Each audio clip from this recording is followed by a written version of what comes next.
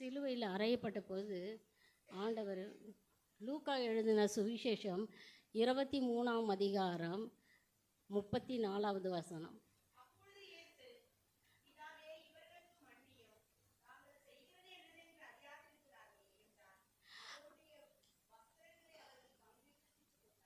அப்பொழுது இயேசு, பிதாவே இவர்களுக்கு மன்னியும், இவர்கள் செய்வது இன்னதென்று அறியாது இருக்கிறார்களே என்றார். பிதாவே இவர்களுக்கு மன்னியும் என்று அவர் சொன்னார். அப்போ எப்பொழுது சொன்னார் அவர்? எந்த நேரத்தில் சொன்னார் அவர்? பிதாவே உமக்கு சித்தமானால் அவர் என்ன பண்ணார்? இவ்வளோ பாடுகளும் அவர் அனுபவிக்கிற நேரம் எப்பொழுதுன்னு தெரியும் அவருக்கு. இவ்வளோ பாடுகள் நம்ம அனுபவிக்க போகிறோன்னு சொல்லிட்டு லூக்கா எழுதின சுவிசேஷம் 22:42வது வசனம். பிதாவே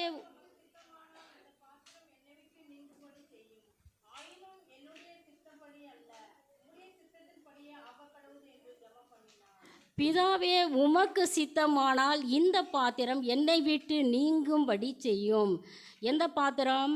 அவருக்கு இவ்வளவு பாடுகளும் அடிகள் எல்லாம் ஜனங்க மக்கள் செய்ய போகிறாங்கன்னு தெரிஞ்சுதான் பிதாவே உமக்கு சித்தமானால் இந்த பாத்திரம் என்னை விட்டு நீங்கும்படி செய்யும், ஆயினும் என்னுடைய சித்தத்தின்படி அல்ல.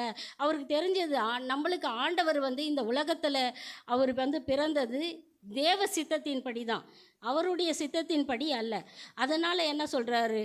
என்னுடைய சித்தத்தின்படி அல்ல, உம்முடைய சித்தத்தின்படியே ஆக கடவது என்று ஜெபம் பண்ணினார்.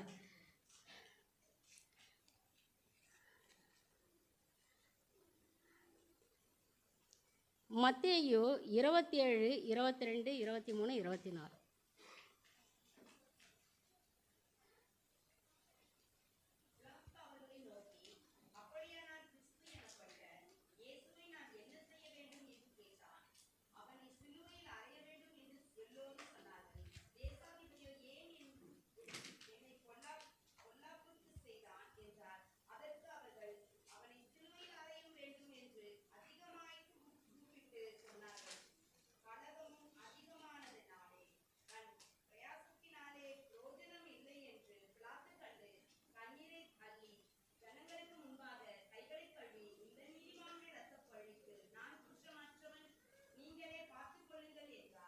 பிலாத்து அவர்களை நோக்கி, அப்படியானால் கிறிஸ்து எனப்பட்ட இயேசு நான் என்ன செய்ய வேண்டும் என்று கேட்டான். யார்கிட்ட கேட்டான்? பிலாத்து மக்கள்கிட்ட கேட்டான். தேசாதிபதிகள் இருக்கிறாங்க, எல்லார்கிட்டையும் கேட்டான். பிலாத்து அவர்களை நோக்கி, அப்படியானால் கிறிஸ்து எனப்பட்ட இயேசுவை நான் என்ன செய்ய வேண்டும் என்று கேட்டான். தேசாதிபதியோ என்ன பொல்லாப்பு செய்தான் என்றான். அதற்கு அவர்கள் அவனை சிலுவையில் அறைய வேண்டும் என்று அதிகமாக கூக்குரலிட்டு சொன்னார்கள். அவங்க என்ன சொன்னாங்க? அதெல்லாம் காதில் வாங்கிக்கல. அவனை சிலுவையில் அறைய வேண்டும் என்று அதிகமாக கூக்குரலிட்டு சொன்னார்கள். கலகம் அதிகமானதே அல்லாமல் தன் பிரயாசத்தினாலேயே பிரயோஜனம் இல்லை என்று பிலாத்து கண்டு தண்ணீரை அள்ளி ஜனங்களுக்கு முன்பாக கைகளை கழுவி, இந்த நீதிமானுடைய இரத்த பழிக்கு நான் குற்றமற்றவன்.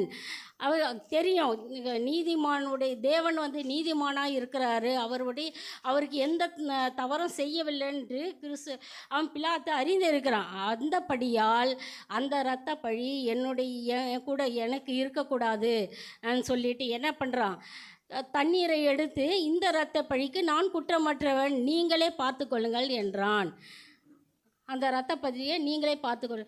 அப்போ என்ன பண்ணுறாங்க? லூக்கா 23:33.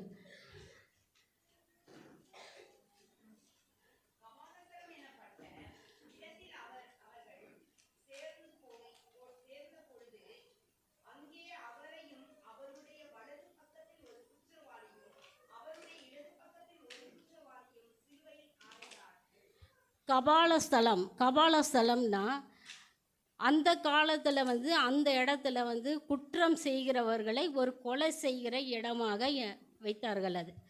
அது கபாலஸ்தலம்.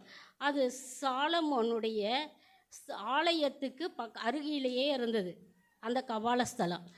கபாலஸ்தலம் எனப்பட்ட இடத்தில் அவர்கள் சேர்ந்த பொழுது அங்கே அவருடைய வலது பக்கத்தில் ஒரு குற்றவாளியும் இடது பக்கத்தில் ஒரு குற்றவாளியும் இருந்தாங்க. அவரை எப்படி அறைந்தார்கள்? கல்லெறிந்து அந்த அந்த குற்றம் செய்கிறவர்களை அங்கு என்ன கொலை பண்ணப்படுவார்கள்னா கல்லெறிந்து கொல்லப்படுவார்கள். மிருகங்களை களுக்கு இரையாக கொடுப்பார்கள், அக்கினியில் எறிவார்கள், வாளால் அறுத்தல் செய்வார்கள், சிலுவையில் அறைவார்கள். இயேசு கொடுத்தது 5வது சிலுவையில் அறையப்பட்டார்கள். அவரை எப்படி தாக்கப்பட்டார்கள்? வார்த்தையினால் தாக்கப்பட்டார்கள். இயேசுவை வார்த்தையினால் தாக்கப்பட்டார்கள், சாட்டையினால் தாக்கப்பட்டார்கள், கோலால் தாக்கப்பட்டார்கள், உமிழ்நீரால் அவருடைய முகத்தில் துப்பினார்கள், முள்ளினால் தாக்கப்பட்டார்கள், முள் கிரீடம் சூட்டப்பட்டார். அவர் அந்த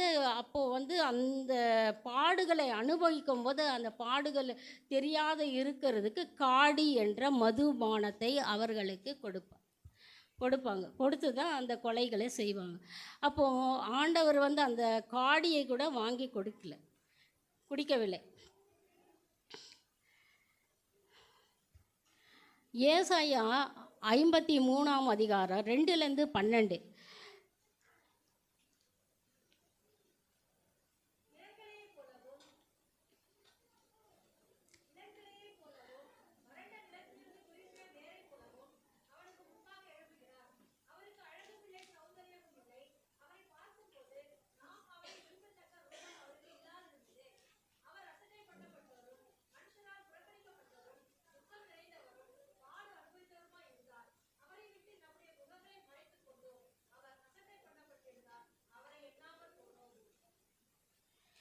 மெய்யா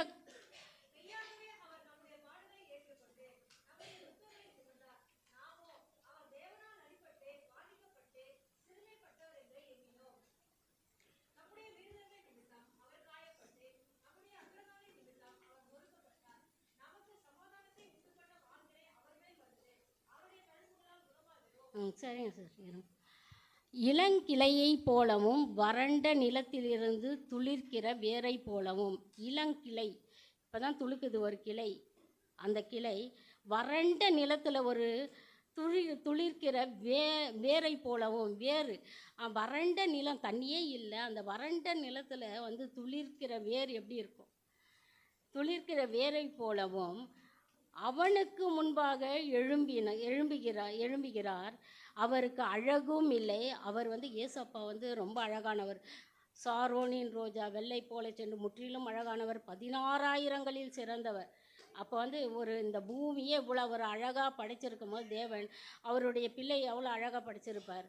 அப்போ அவ்வளவு ஒரு அழகு உள்ளவர் அந்த நேரத்தில் அவனுக்கு முன்பாக எழும்பினார். எப்படி எழும்பினார்? அழகும் இல்லை அவர்கிட்ட, சௌந்தரியமும் இல்லை. பார்க்கும்போது நாம் அவரை விரும்பத்தக்க ரூபம் அவருக்கு இல்லாதிருந்தது. அவருக்கு அந்த நம்மளுக்கு விரும்பத்தக்க ரூபம் அவருக்கு இல்லாதிருந்தது. ஏன் அவருக்கு அப்படி இருந்தது? அவரை அசட்டை பண்ணப்பட்டவரும், மனுஷரால் புறக்கணிக்கப்பட்டவரும், துக்கம் நிறைந்தவரும், பாடு அனுபவித்தவரும், அவரை விட்டு நம்முடைய முகங்களை மறைத்து கொண்டோம். அவர் அசட்டை பண்ணப்பட்டிருந்தார், அவரை எண்ணாமற் போனோம். ஏன் எல்லாம் அவரை அடித்தாங்க, சாட்டையால் அடித்தாங்க. இந்த மீனுக்கு தூண்டி போடுவாங்களே அது மாதிரி பெரிய இது கொக்கி போட்டு அவர் முதுகை கிழித்தாங்க, ஆணிகள் அரைந்தாங்க, கால்கள் ஆணி, கைகள் ஆணி, விழாவில் ஈட்டி, தலையில் முள்முடி, இந்த பென்சிங்கு அதுக்கு முன்ன பென்சிங் போடுவாங்களே இந்த முள்ளாக இருக்கும், அது மாதிரி போட்டு, அப்போ அவருடைய முகம்லாம் இரத்த கரையினாலையும் அவர் சௌந்தரியம் இல்லாத போனார். அவரை பார்க்குறதுக்கு நம்ம முகங்கள் அவர் அசட்டை பண்ணப்பட்டு அவரை எண்ணாமல் போனோம். மெய்யாகவே அவர் நம்முடைய பாடுகளை ஏற்றுக்கொண்டு நம்முடைய துக்கங்களை சுமந்தார். நாமோ அவர் தேவனாய் தேவனால் அடிப்பட்ட வாதிக்கப்பட்டு சிறுமைப்பட்டவர் என்று எண்ணினோம். நாம் என்னன்னோம், அவர் தான் மெய்யாகவே ஆண்டவர் தேவன் தான் அவரை வந்து அடித்தார் சொல்கிறோம். தேவனால் அடிக்கலை, நம்மளுடைய மீறுதல்கள் நிமித்தம், நம்மளுடைய எல்லாம் நம்ம செய்கிற அப்போ வந்து அவரை வந்து அடித்தாங்க கொண்டாங்க எல்லாம் போராமையினால், அதே மீறுதல்கள் நிமித்தம் நம்ம இப்போ செய்து கொண்டு இருக்கிறோம். ஆனால் நம்மளுக்கு அவர் தேவனிடத்தில் இடது பாரிசத்தில் உட்காந்து நமக்காக பரிந்து பேசி கொண்டிருக்கிறார். நாம் எல்லோரும் ஆடுகளைப் போல வழி தப்பி திரிந்து நம்ம போகிற போக்கிலேயே எப்படி அவர் இப்போ வேதத்தை கொடுத்துருக்காங்க, அந்த வேதத்தில் இருக்கிறப்படி நம்ம நடக்கிறது இல்லை. அவனவன் தன் வழியிலேயே போனான். கர்த்தரோ நமக்கு எல்லோருடைய அக்கிரமத்தை அவர் மேல் வீழ பண்ணினார்.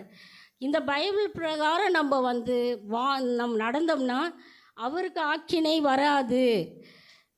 அவர் நெருக்கப்பட்டு ஒடுக்கப்பட்டு இருந்தார், ஆனால் தம்முடைய வாயை அவர் திறவாது இருந்தார். அவரை வந்து சிலுவை அறையப்பட்டு அவரை கூட்டின்னு போகும்போது தான், சிலுவை தூக்கின்னு போகும்போதுலாம் அவர் வந்து ஆட்டுக்குட்டியை ஒரு பலிக்கடா இடுறதுக்கு கூட்டின்னு போவாங்களே, அதே மாதிரி அவரும் பார்த்து அப்படியே கம்முன்னு போய் கொண்டு இருந்தார். அவர் தம்முடைய ஆத்துமாவை மரணத்தினின்று ஆக்கினைக்கு 12வது அதிகாரம் படிங்க, 12வது வசனம்.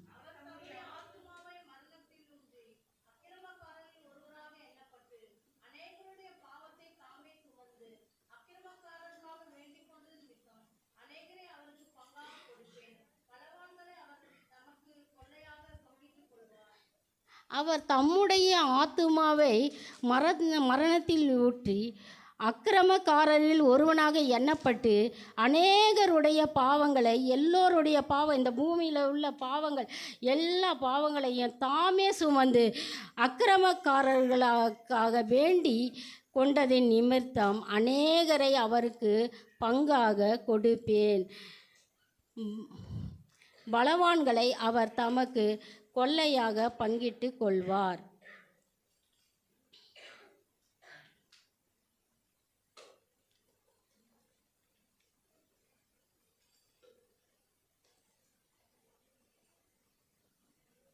யோவான் 1 யோவான் 2:1.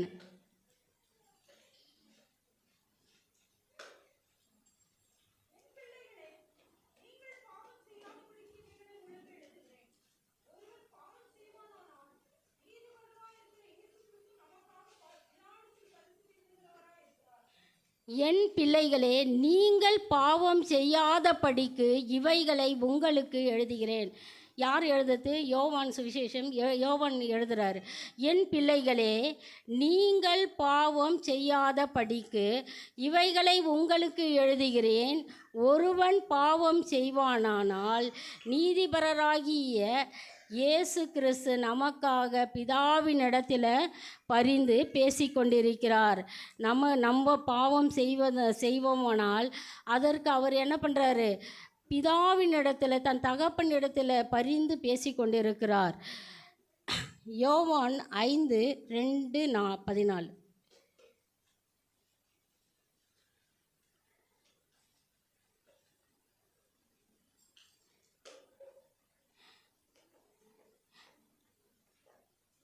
எபிரேய பாஷையிலேயே பெதஸ்தா என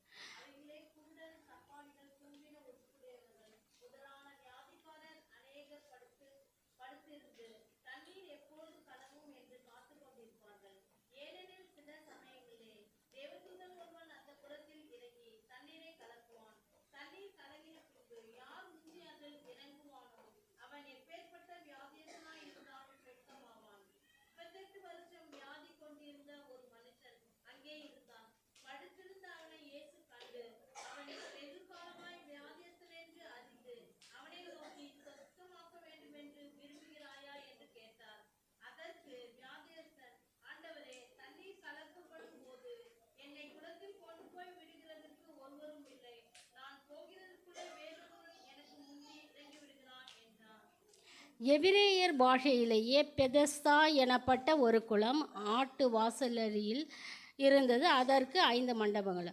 பெதஸ்தா பெதஸ்தா எனப்பட்ட ஒரு குளம். அந்த குளத்தில் வந்து தேவதூதன் கலக்குவாங்க. கலக்கின உடனே அதில் முதல்ல போய் விழுறவங்க சொஸ்தமாவாங்க, சுகமடைவார்கள். அப்படி கலக்கும்போது இயேசு கிறிஸ்து கேட்குறார், நீ போய் இங்கே ஏன் விழலை? என்னால் எழுந்துக்க முடியாது. கலக்குவாங்க, தேவதூதர்கள் வந்து கலக்கும் பொழுது யாருன்னா போய் விழுந்துருவாங்க, என்னை வந்து தூக்கி போட ஆள் கிடையாது அப்படின்னு சொல்லும்போது சரின்னு சொல்லிவிட்டு அவர் என்ன இவன் படுக்கை எடுத்து கொண்டு நடன்னு சொல்கிறாரு. அவன் படுக்கை எடுத்துக்கொண்டு நடக்கிறான். அதன் பிரகாரம் 14, அதற்கு பின்பு இயேசு அவனை தேவாலயத்தில் கண்டு, யோவான் 5:14. அதற்கு பின்பு இயேசு தேவாலயத்தில் கண்டு,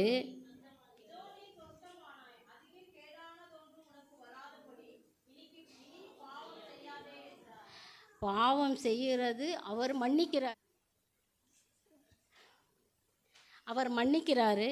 ஆனால் வந்து இந்த இடத்துல வந்து என்ன சொல்கிறாரு, நீ சொஸ்தமானாய், இனி பாவம் செய்யக்கூடாது, இனி பாவம் மன்னிக்கிறார் ஆண்டவர், மன்னிக்கிறார்னு மன்னிப்பார். வருடத்தில் ஒரு நாள் மட்டும் ஆண்டவர் வந்து ஆண்டவர் நம்மளுக்கு பாடுபட்டார், சிலுவையில் அறையப்பட்டாங்கன்னு நினைக்காத அளவுக்கு தினம் தினம் அவருடைய பாடுகளை நினைத்து நாம் பாவம் செய்யாது இருப்போமானால் ஆண்டவர் நம்முடன் இருந்து எல்லாவற்றிற்கும் நம்மளை வழிநடத்த வல்லவராய் இருக்கிறார்.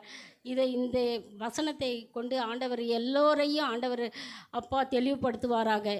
சோதரம் தகப்பனே, அப்பா எங்கள் அன்பின் பரலோக பிதாவே, ஆசீர்வதிக்கப்பட்ட அப்பா இந்த செய்திக்காக ஆண்டவரே ஒவ்வொரு உள்ளத்திலையும் ஆண்டவரே அப்பா இனி பாவம் செய்யாத அளவுக்கு ஆண்டவரே பிதாவின் இடத்துல அவர் பரிந்து பேசாத அளவுக்கு ஆண்டவரே எங்களுக்கு ஞானத்தை கொடுத்து ஆண்டவரே அவர் சித்தத்தின்படி நடக்க எங்களுக்கு கிருபை செய்வீராக. இயேசு கிறிஸ்து நாமத்தால் இந்த சிறு ஜெபத்தை ஏறெடுக்கும் பிதாவே, ஆமேன்.